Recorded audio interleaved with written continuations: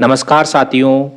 आज इस लेक्चर में हम दिल्ली दरबार के बारे में बात करेंगे।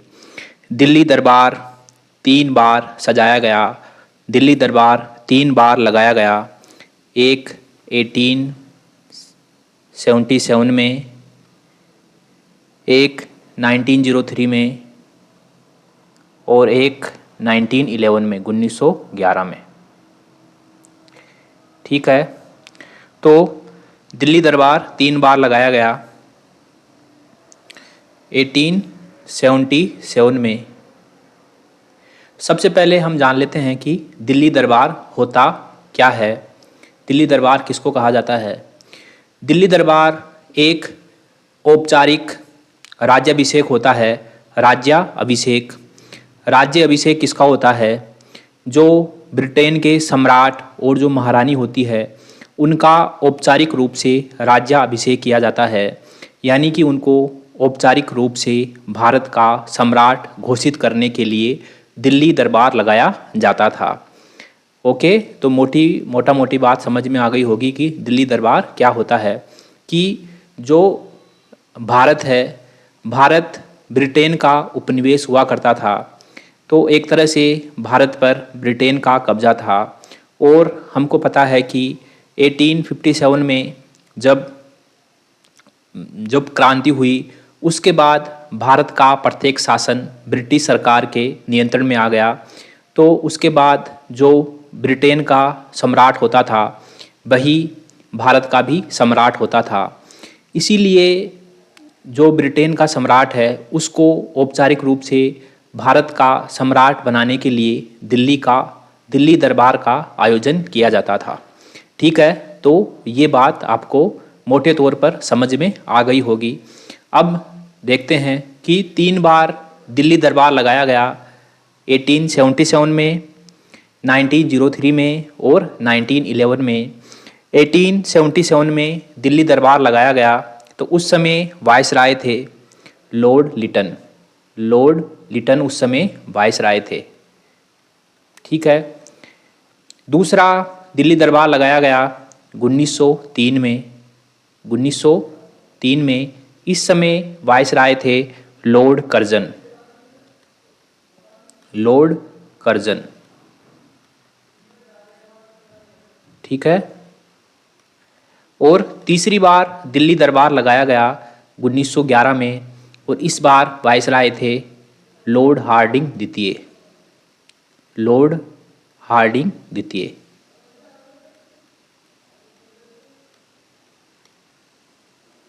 ठीक है, तो एक एक करके हम तीनों दिल्ली दरबारों के बारे में जानने का प्रयास करते हैं। सबसे पहला दिल्ली दरबार 1877 का दिल्ली दरबार। दिल्ली दरबार 1877 का दिल्ली दरबार। तो इससे पहले कि हम इसके बारे में जानें, एक बात जान लेते हैं कि 1876 में भारतीय ब्रिटिश सरकार के द्वारा एक एक्ट लाया गया था जिसका नाम था शाही पद अधिनियम। शाही पद अधिनियम। शाही पद अधिनियम। इस एक्ट में क्या प्रावधान था? इस एक्ट में प्रावधान था कि इस एक्ट के माध्यम से जो ब्रिटेन की महारानी थी विक्टोरिया, उसको भारत की महारानी घोषित कर दिया गया था। ब्रिटेन की महारानी विक्टोरिया को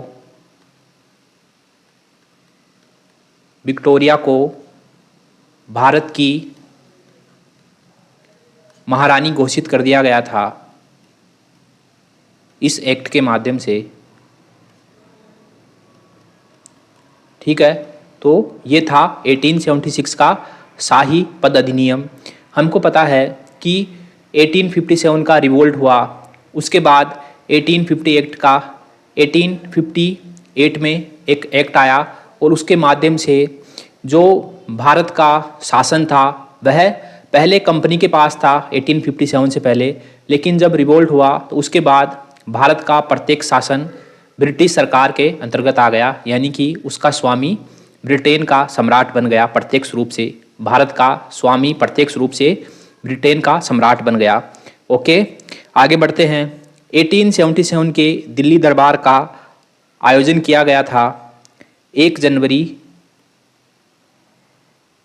1877 में दिल्ली दरबार लगाया गया था। इसका आयोजन किया था लॉर्ड लिटल ने, वायसराय लॉर्ड लिटन ने इसका आयोजन किया था, लॉर्ड लिटन ने। ओके, तो इसमें औपचारिक रूप से इस दिल्ली दरबार में औपचारिक रूप से ब्रिटेन की महारानी विक्टोरिया को भारत की महारानी घोषित किया गया। महारानी विक्टोरिया को भारत की महारानी या साम्राज्ञी, भारत की महारानी घोषित किया गया। ओके,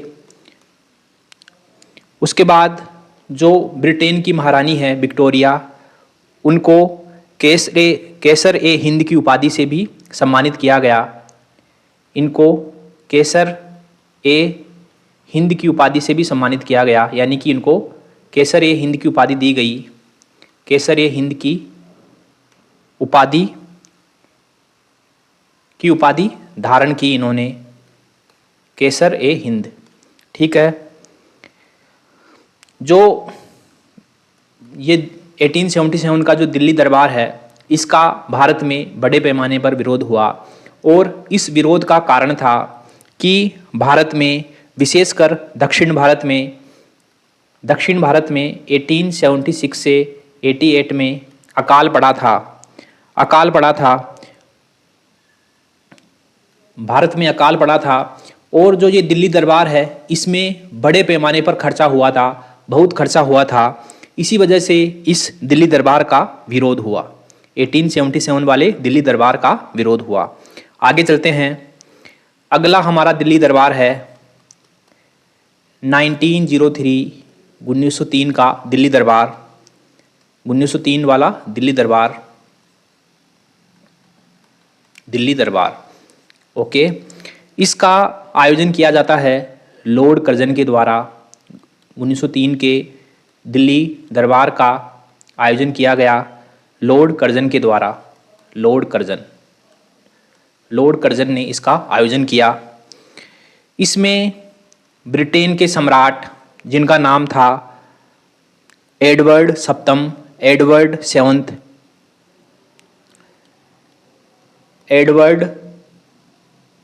सेवंथ और महारानी का नाम था एलेक्जेंडा। इनको क्रमशः भारत का सम्राट और भारत की साम्राज्ञी घोषित किया गया। जो ब्रिटेन के सम्राट है एडवर्ड सेवंथ और जो ब्रिटेन की महारानी है एलेक्जेंडा, इनको भारत का सम्राट और साम्राज्ञी यानी कि महारानी घोषित किया गया।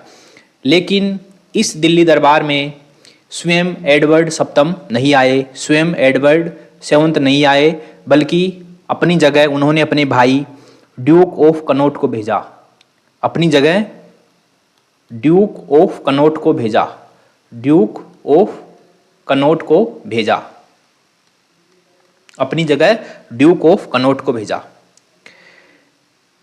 जो ये 1903 वाला दिल्ली दरबार था, ये दिल्ली दरबार सभी दिल्ली दरबारों में सबसे ज़्यादा शानो शौकत वाला दिल्ली दरबार था। सबसे अधिक खर्चीला दिल्ली दरबार था। ये सबसे अधिक खर्चा इसी दिल्ली दरबार में हुआ था। इसमें जो है अस्थायी रूप से नगर बसाया गया, अस्थायी रूप से रेल की व्यवस्था की, डाक की व्यवस्था की, तार की व्यवस्था की, पानी बिजली आदि की व्यवस्था की गई। और ये सिर्फ जो है शक्ति प्रदर्शन के लिए किया गया था। इन दोनों 1877 वाले दिल्ली दरबार में और 1903 वाले दिल्ली दरबार में कोई विशेष बातें उभर कर सामने नहीं आई, कोई विशेष घोषणा नहीं हुई। ये केवल शक्ति प्रदर्शन के लिए आयोजित किया जाता था। ठीक है, अब जो दिल्ली दरबार इम्पोर्टेंट है वह है 1911 का दिल्ली दरबार। 1911 का दिल्ली दरबार ये इम्पोर्टेंट दिल्ली दरबार है। इसमें कुछ घोषणाएं भी की जाती है सम्राट के द्वारा। ये आयोजित किया गया लॉर्ड हार्डिंग के द्वारा, जो वायसराय थे हार्डिंग, उनके द्वारा ये आयोजित किया गया। इसमें सम्राट थे जॉर्ज फिफ्थ और महारानी जिनका नाम था विलियम मेरी। इनको भारत का क्रमशः इनको भारत का सम्राट और साम्राज्ञी घोषित किया गया और ये दोनों भारत आए, दिल्ली आए, ये दोनों भारत आए। ठीक है, उसके बाद इनका स्वागत बहुत जोर शोर से किया गया। जो जॉर्ज पंचम है इनको एक बेशकीमती मुकुट प्रदान किया गया और जो विलियम मेरी है इनको पटियाला की रानी की तरफ से एक बेशकीमती हार जो है गिफ्ट में दिया गया। जो ये दिल्ली दरबार है, ये तीनों दिल्ली दरबार कहाँ आयोजित होते थे? ये दिल्ली में एक जगह है कोरोनेशन पार्क, वहाँ पर ये आयोजित होते थे, कोरोनेशन पार्क। ओके, तो ये हो गया दिल्ली दरबार।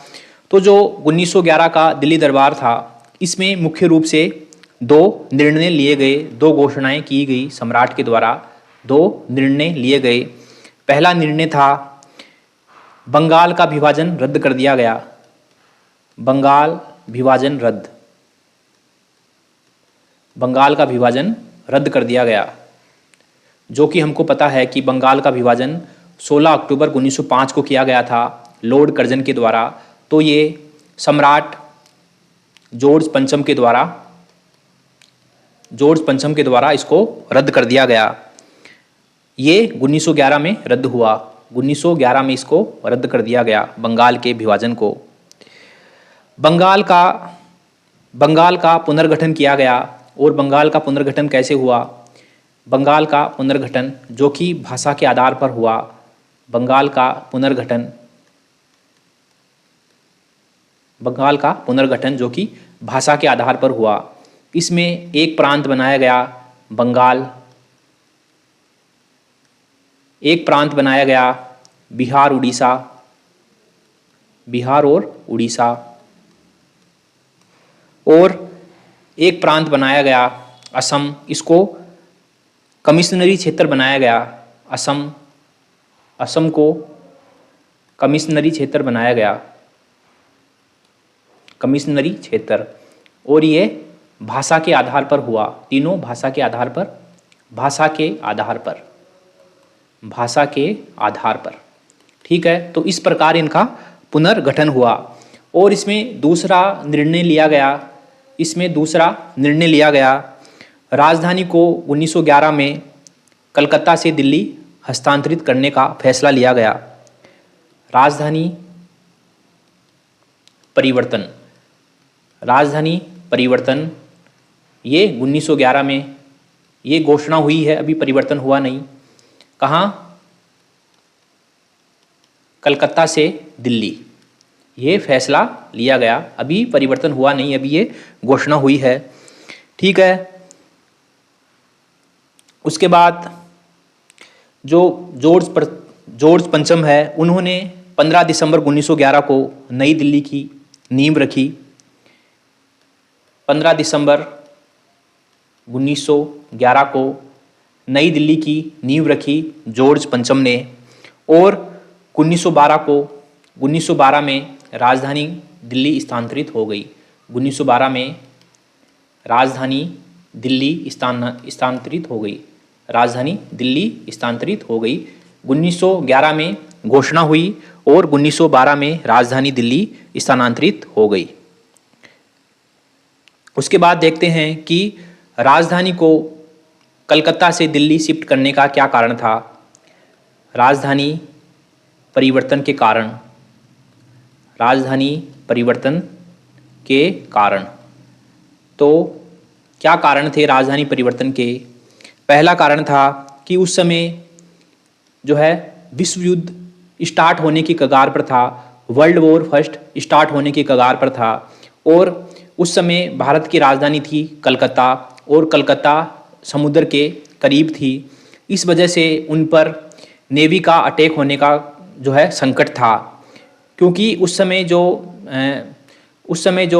सेना होती थी उसमें नेवी बहुत मजबूत थी, देशों की सभी देशों की नेवी मजबूत थी।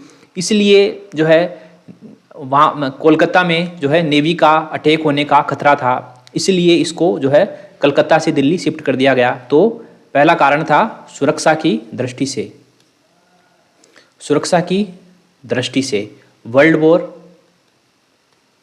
वॉर फर्स्ट के कारण।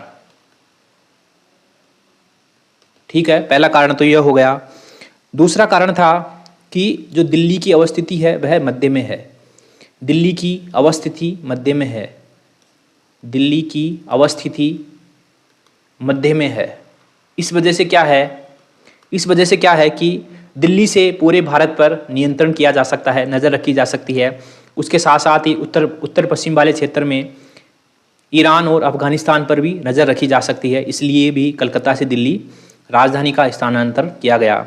उसके बाद दिल्ली का राजनीतिक इतिहास भी रहा है, राजनीतिक इतिहास, यानी कि जिसने भी उत्तर भारत पर शासन किया है उसमें से लगभग अधिकतम राजाओं ने, अधिकतम राजवंशों ने दिल्ली से शासन किया है, तो इसका एक राजनीतिक इतिहास भी था।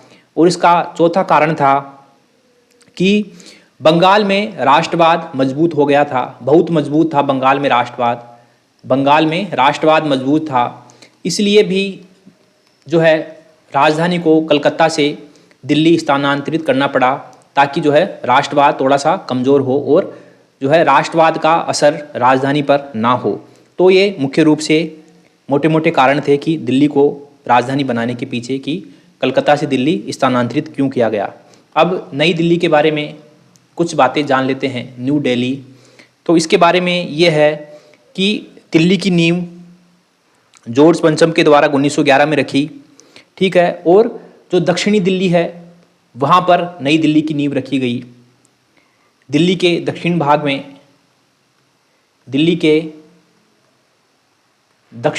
में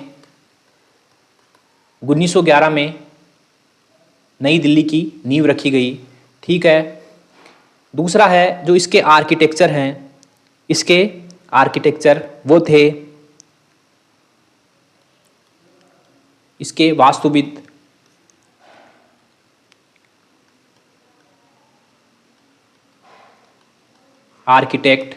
इसके आर्किटेक्ट थे, उनका नाम बहुत प्रसिद्ध है, एडविन लुटियंस,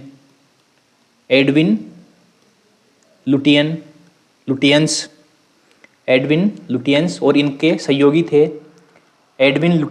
सहयोगी थे हर्बर्ट बेकर।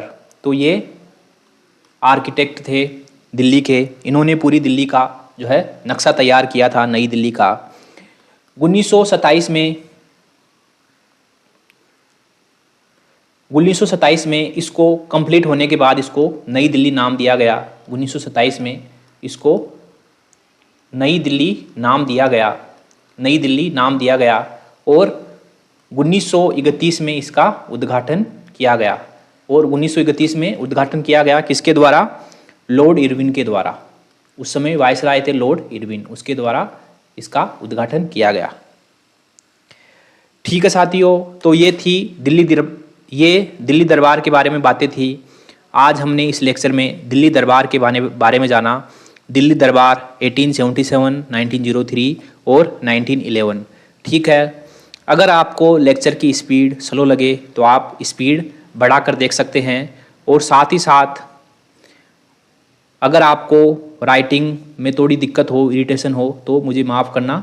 अभी मैं सुधारने का प्रयास कर रहा हूँ धीरे धीरे, मेरी राइटिंग थोड़ी ख़राब है। और तीसरी बात, अगर आपको हिस्ट्री से रिलेटेड या इस टॉपिक से रिलेटेड कोई भी डाउट हो तो आप इस व्हाट्सएप नंबर पर पूछ सकते हैं 9116148996।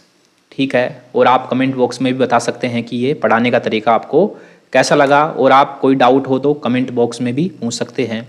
ठीक है साथियों, आज के लिए इतना ही, मिलते हैं अगले लेक्चर में, तब तक के लिए थैंक यू वेरी मच।